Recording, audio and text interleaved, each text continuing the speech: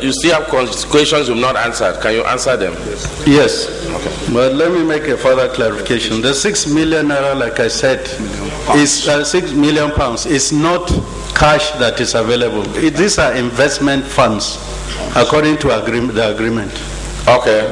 That is, we will now know what is the proceed on the investment. Yes. And then we need to know from what time to what time how much we've earned, so that we can now reinvest it as a box sum. I think that's what financial experts do. After some time, unless the expiration of the tenure of the investment is not there. But if we've reached it, okay, Mr. Minor, you have explanation. Okay, give us. Distinguished Chairman, the only thing that will resolve this is for this honorable committee, either a member or two, to visit these county agents in London and look at the accounts, or invite their representative that is in Abuja to come here. They have a representative in Abuja to see these funds, the issue of cash or whatever. I think they need to come and Clyde. Okay, go ahead. Mr. Chairman, the issue before us is the issue of fraud that he raised. That's why we made a response. The third question is, what's the relationship between overseas training provided for locally, international training, and local training with the 6 million pounds?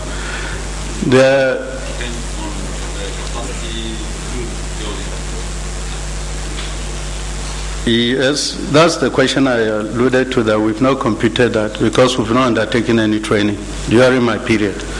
But we can do that if we get back to the office and submit that.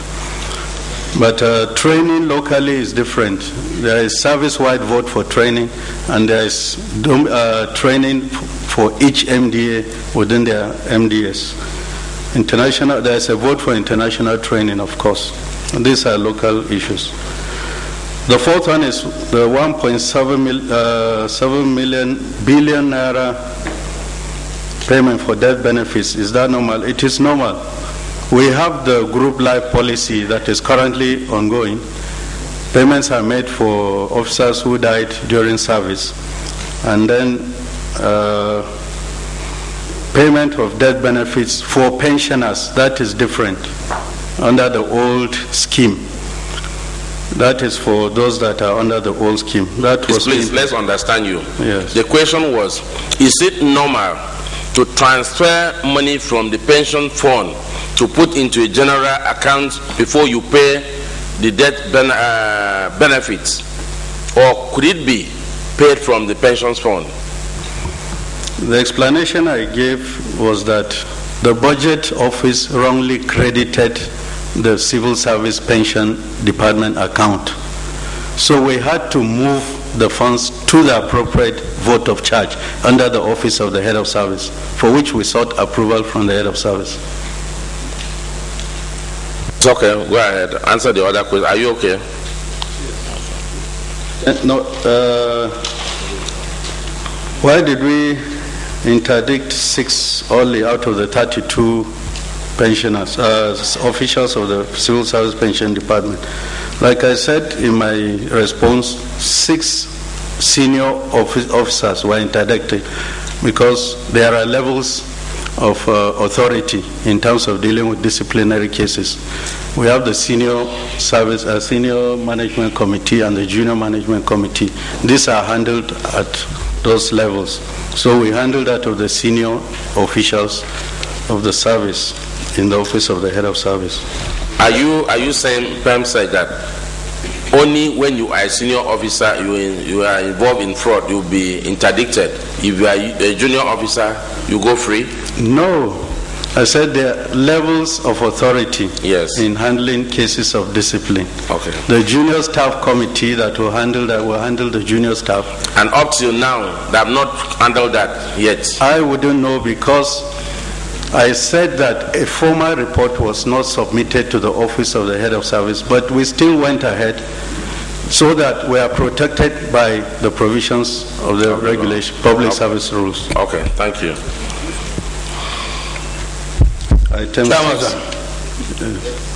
Please, if I may bring us back, please, about the issue of this colonial funds, pensioners.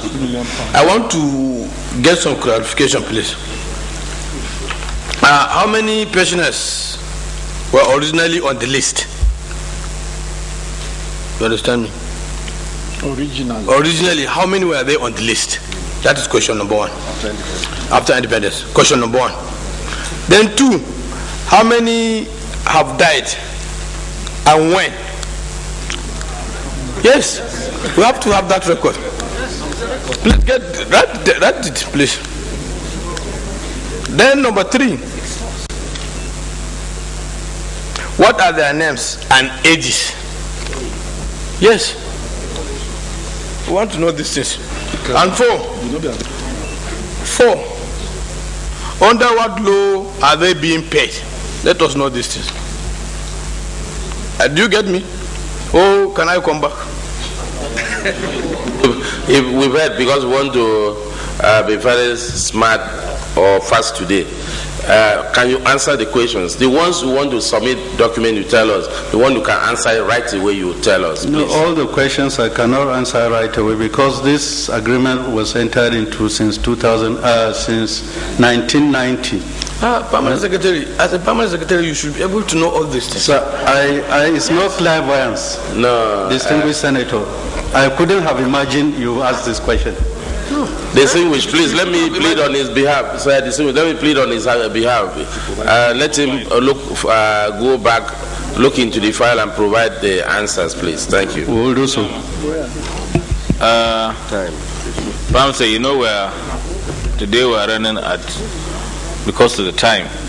I remember yesterday when the DG budget was here, and he said that the payment of the pension funds for pension payment for 2010 and 2011 were paid or were made to your office, which means the office of head of service.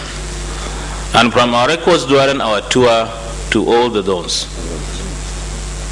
is that only I'm told he has already answered the question before you came in. Oh, you have answered that. The funds are available?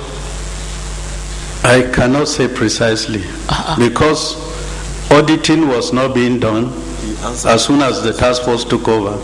So transcripts were not being rendered as a result of absence of records to the account staff. You see, maybe the way you answered them is different. What I wanted to find out is the director budget brought out a warrant for both the 2010 and 2011. And from the records of the state, you have not remitted anything to the states since 2009. So we have outstanding 2010 and 2011 funds. So what is the position now? Is the fund now stuck in which bank? And what interest did it occur on those things? What are the interests on those amounts? And what happened to the money? This is my question.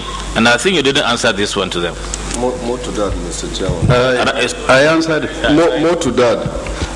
What was the mode of payment you made to the state? Is it monthly or quarterly? No. Because when we went around, we've having a lot of complaints from the state that you gave them money, but even the money you gave them was not up to what they are supposed to be given. Yes. And there were more they told us you used to pay them. What was that mode? Let's hear from you whether it is. And I get to add to that information, because the state said some will be entitled to 18 million per quarter, and you give them 3 million. And in the testimony of Mr. Minor, he said he discovered that the money you gave was mere dash, that those states would take 10% and return the other ones to the office. Is that what, can you confirm, Mr. Minor? Is that what you said? Are we talking about the one that goes to the Nigerian Union of Pensioners? States. Yes. So, payments, as far as I know from our records, was done for the 5% to state pension funds, state pension boards, was done up to the first quarter of 2010. After that, the then head of service suspended such payments. And that was the period when the task force came in. And auditors were not allowed to audit most of the expenditures.